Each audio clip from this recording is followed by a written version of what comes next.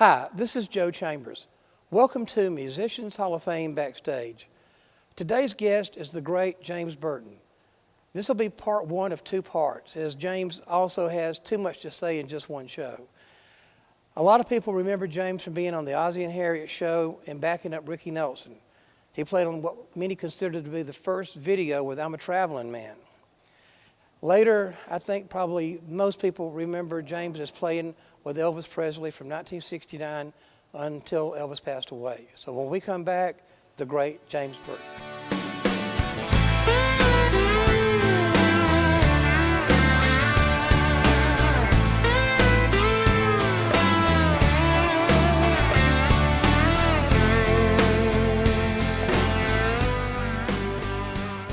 Welcome back to Musicians Hall of Fame Backstage. Today's guest is the great James Burton. James, thank you so much for coming in. Thank you, Joe. So, we're not just meeting. This is kind of like a reunion of old friends now. And we were just talking about the first time that we did meet. Now, I got to tell you, in my mind, I was walking across Broadway, and we stopped in the middle of the road, and somebody introduced us or something. And I was getting ready to open up. We almost got run over. I don't know about that, but it was during NAMM that was here, Yeah. and I was telling you that that Chet was coming over to do my grand opening for me, and you said I'll come, and that's as early as I can remember us meeting. So I don't know what your thoughts on that, but you came to the house. But I remember Joe Chambers writing some great songs and some great artists that I liked. Well, thank you. And so, I asked your friend Steve Cropper, I said, why did you pick a Telecaster? And there's not very many other people that I would ask that question, but definitely have to ask you the same question. People seem to want to know. Why did you pick a Telecaster? Well, for one thing, I loved the looks of it, and when I played it, I was sold. The body is so well balanced, and the neck, the sound. The old tellies had a lot of highs. Very bright, but there's a way you could control it, tone it down, and only a three-way switch. Yeah. I just loved the way the guitar played, and it had a great bite. When you crank it up, man, and it would just pop out there, just amazing. Do you have a certain pickup configuration that you use on it, or how do you set your guitar? Well, now the old one is much different. When I did my signature model, I started a program with Fender, the signature model, and me and Dan Smith. So I put it together. My idea is I want to do a 3 pickup telly, and that was the only thing really missing for me. Other words, the telly was the main instrument for me, and but the 3 pickup gave me a little more to deal with, tones and sounds, and a satin neck. I had a satin neck, fantastic. What do you mean by satin? Well, I didn't want that polyurethane sprayed on the neck, so my neck was satin. Did it grab your? It didn't have it was just a satin finish. It didn't have any polyurethane on the neck. Did it grab your hand when you slid it up the neck? Let me tell you, the more you would sweat, the faster it would get. The neck, fantastic. So the early tellies had the nitrocellulose finish on them, and then they started in the '70s putting that thick plastic-like finish on them that kind of grabbed my hand if I'd slide it on the neck. Yeah, it was like it would be sticky, if you went out, the humidity, different weather and everything. And, it's hard to maneuver on it. But with my new neck, the satin neck, you'll love it. It's fantastic.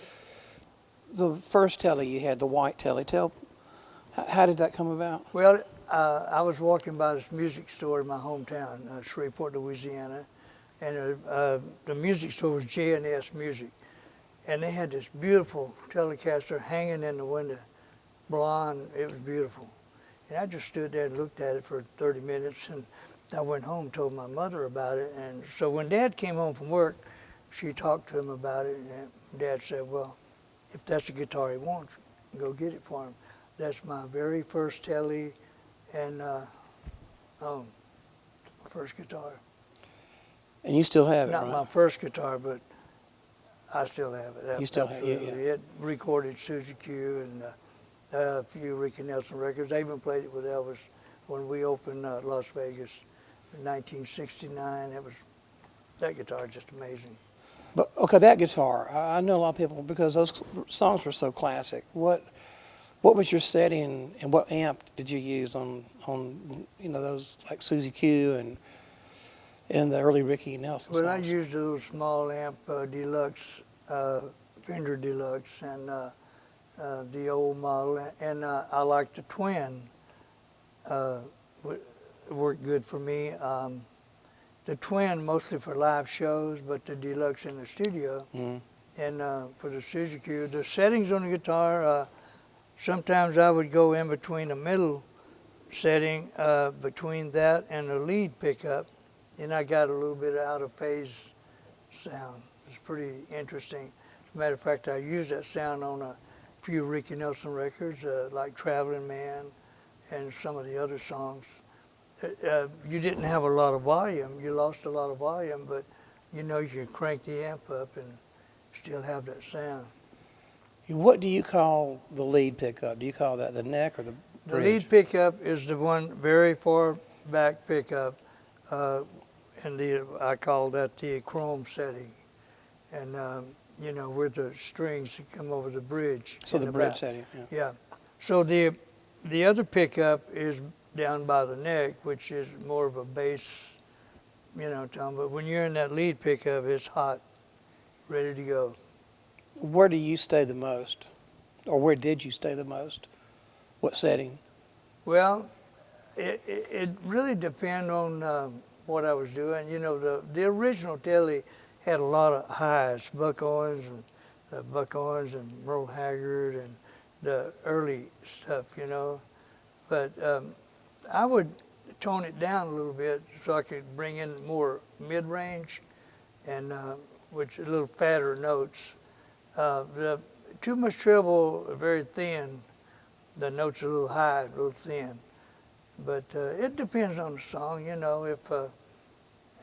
If Buck Owens is singing, you want to use a lot of highs so you could kind of harmonize with it. So you listen to the singer to make your sound. That's cool. Yeah, kind of mix it. Mm-hmm.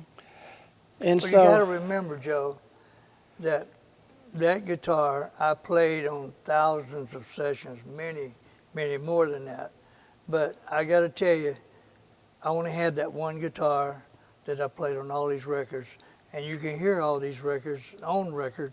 You can hear that guitar, and it's a different tone, because I just had a way of mixing the tone with the bass, kind of mid-range, and maybe change the amp a little bit to make it fit. If you play in a Sinatra day, you don't want a Buck Owens sound, Mm-hmm. So I was blessed with able to do that. When I would go in the studio, I didn't have 20 guitars like most guitar players today. They even go on stage and have 20 guitars. They switch off every song. I only had one guitar. I played on everything, man. It's fantastic.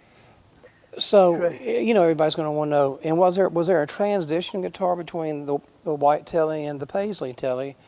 And how did of course, we've talked about this before, but for the people watching, would you talk about the Paisley Tele and how that happened? Oh, yeah. But the Paisley, my friend that worked for Fender called me one day and he said, man, I got a guitar here. You got to come down and see. And I said, oh, okay. So I went down, we had lunch, and walked in his office, and the guitar was over in the corner. He said, that's it. I went over and opened the case. Man, boy, it shocked me. I said, no, not for me. Maybe Van Halen, that would, And he said, no, you got to take this guitar. I took it and played it, and it played really nice. And we opened Las Vegas with Elvis in 1969. I took that guitar with me, and I was playing. But the first 2 weeks, I played my original Tele. Yeah. Because I didn't want to take a chance of Elvis saying something on stage, you know, hey, where'd you get that guitar, man? It's a little, you know. And I took it out one night, 2 weeks into the show, and we had a whole month to play. I took it out and played it, and we did 2 shows that night, and he never said a word, right? After the second show, Red West came, the Memphis Mafia guy. Red came to me and he said, Elvis wants to see you in the dressing room. I said, oh, no, here we go. I just knew he was going to come down on that guitar, you know. And he said, hey, I noticed you're playing a different guitar tonight. Man, it looks great and sounds great. And I said, yeah, I was a little worried about, you know, bringing it out on stage with you. And he said, no, man, that looks great and sounds good. Play it all you want, man. And that was it. That opened the door. And you know, I played it on Emmylou Harris's with the hot band. And I started doing a lot of sessions. I remember going in to do a Merle Haggard session, and I took it into Merle's session. Yeah, up to then, I'd been using my original Tele, and of course, he loved that guitar, the original. I went in with this pink paisley, and he said, he walked over and he said, where's old Red? I said, you know, because it was kind of a Coronado red color. He said, where's old Red? I said, it's at home. He said, how far do you live from here? Oh, no. I said, 5, 10 minutes. He said, you wouldn't want to go get it, would you? I said, well, if you would do me a favor, let's just try one song with this guitar. And we did, and it sounded good, and so he was okay. But that was a little strange, you know. He wanted the red, but you know. Oh, wait a minute. You said red. I thought the original was white. Or was there one in the middle? The original was white, but I painted it 3 or 4 times. Oh, okay. So I had it painted. It was a Coronado red, and but the guitar just had amazing sound.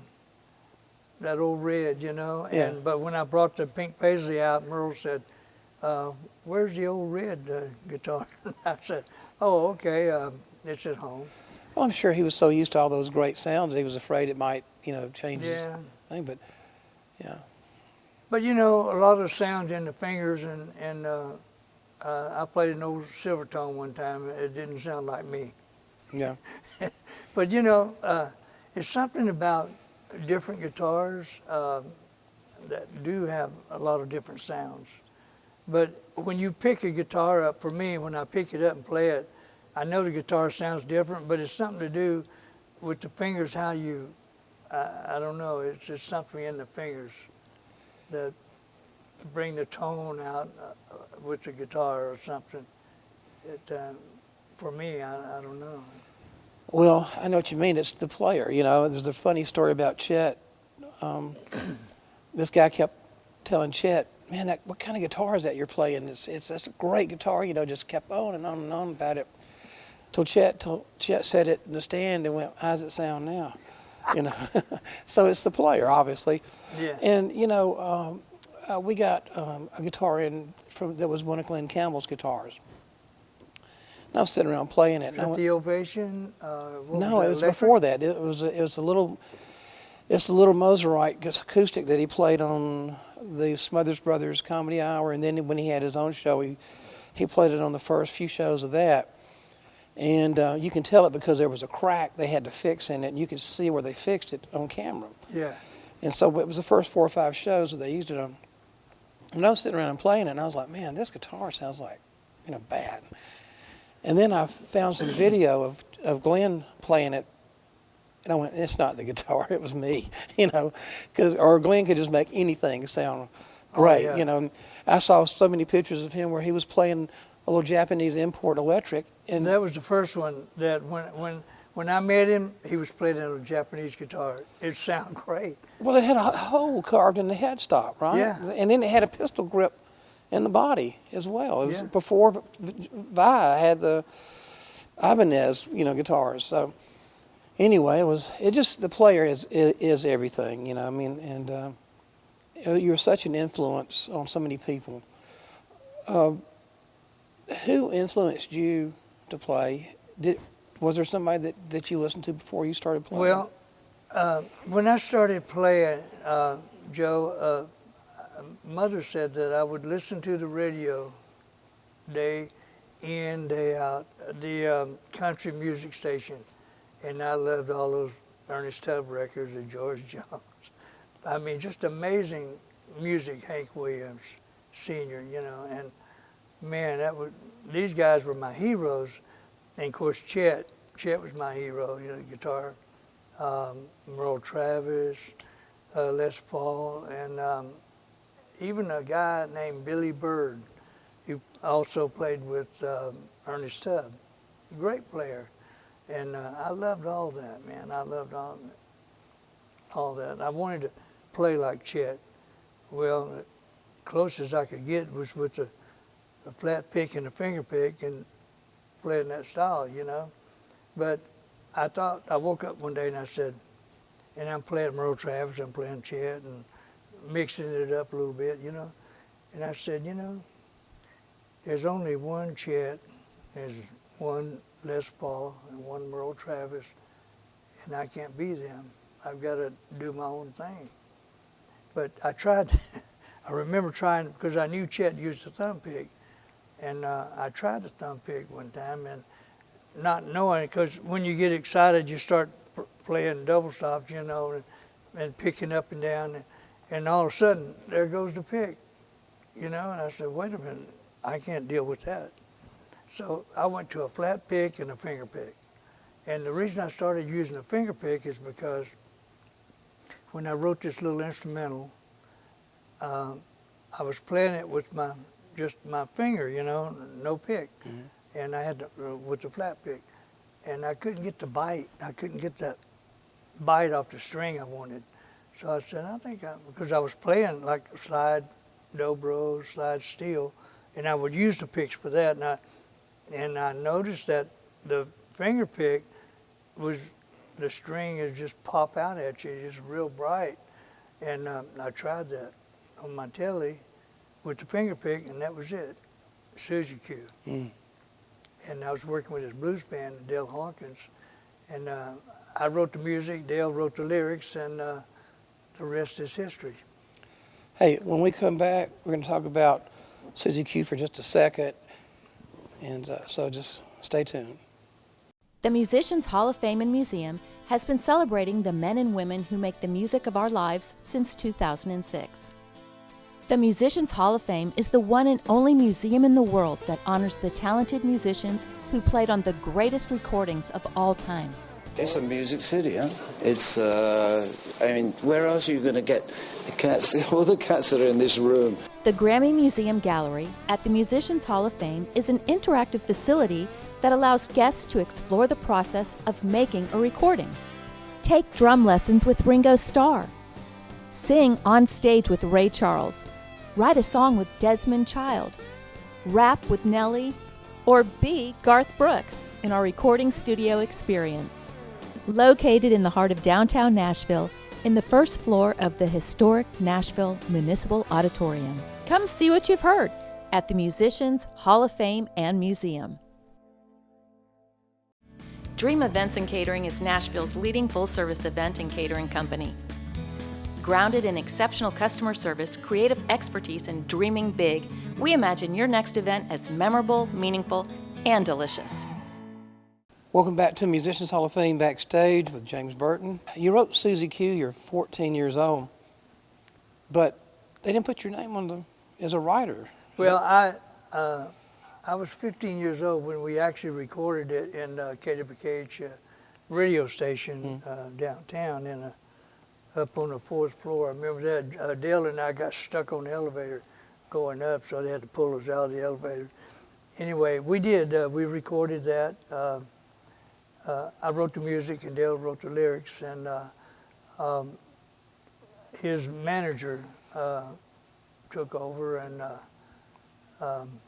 seemed to take care of everything. And when the record came out, it said Hawkins,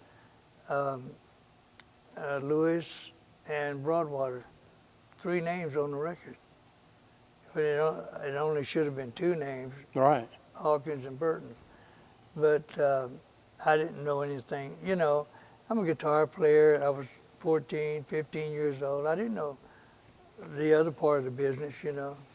Well, didn't later in life, before he passed away, didn't he kind of let you know that he knew that was wrong or something and shouldn't have happened? Or? Well, no, the guy Stan Lewis, who recently passed away, he's the one that had copyrighted it and did everything. And basically, but everybody knows that I wrote it, you know, Yeah. Dale and I.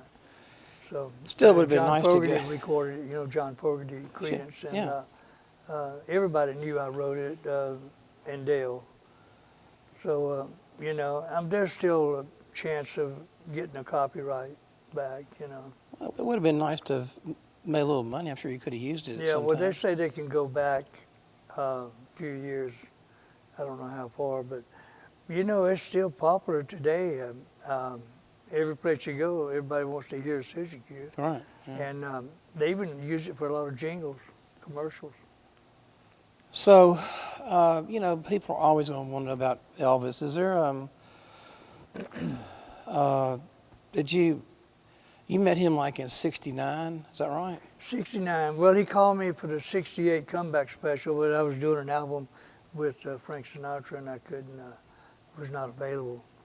But anyway, in 1969, he called me, and we talked on the phone for 2 or 3 hours, and it was amazing. He opened up, he said, you know, Elvis and Ricky were good friends. They played football and softball together.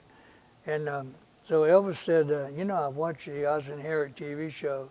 I watch you play guitar and Ricky sing, and that's my favorite show.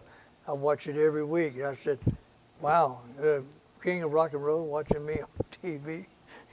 But Elvis was,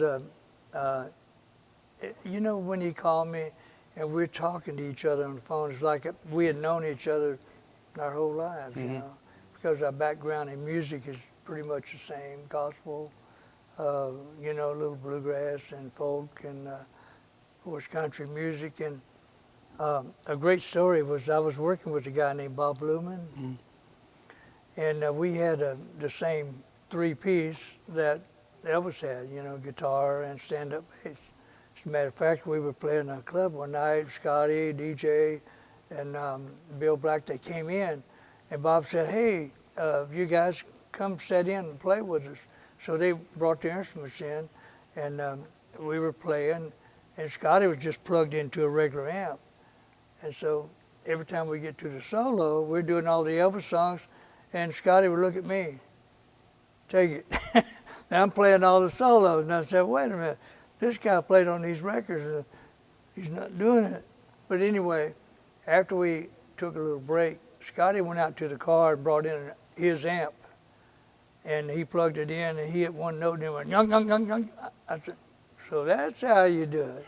I was doing Mystery Train, you know, that little rhythm thing on it. I was doing it with my hands. And it was almost identical to what he was doing with the Echo Plex still. Yeah. But it was pretty interesting. Anyway, then once he got his amp in, he started playing solos. Well, yeah. And, you know, I mean, you have that sound. It's like Dwayne Eddy. There's a sound that he has, and he has to have that amp in order to have it. To get that big, yeah, bad, low sound, yeah. You know the very first fuzz tone sound? You know, a long time ago, I was doing an interview with Neil Young, and he brought this up. I'll see if you have the same story. What's yours? Okay. Marty Robbins was recording a song called Don't Worry About Me, Don't Worry About Me, and it was so cool, man, when I heard this record, and the guitar had that real deep fuzz tone sound, you know, funky. And you know how that happened? The amp, I believe it was Grady Martin playing guitar, and that amp just kind of went crazy and started, you know, getting that crazy sound. And the producer kind of liked it, you know, and he said, hey man, you think we could record with that. There was a low volume, but I guess that's what they used on the record. And the word was, that was the very first fuzz tone sound. Yeah, that's exactly what Neil said. Yeah, He that said was that he had heard the tube, he had dropped a tube, it went bad, Yeah. and started making that noise. But yeah, and it's wild how things happen like that. Yeah, you it's know? amazing. So you did the whole. How many years did you do Vegas with Elvis? And did you do any work? I worked with Elvis 9 years, and we played Vegas pretty much every year, twice a year.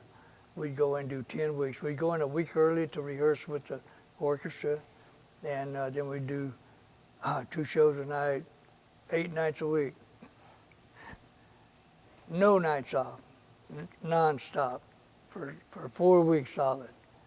And then up to like maybe 76, going into 77, we started doing 1 show a night.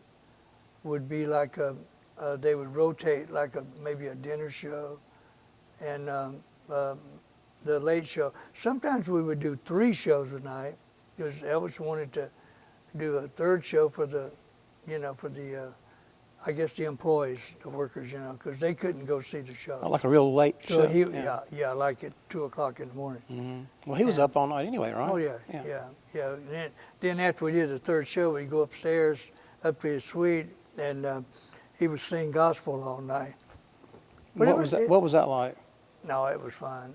It was fun. I'd play guitar, and then Glenn D or somebody would play piano.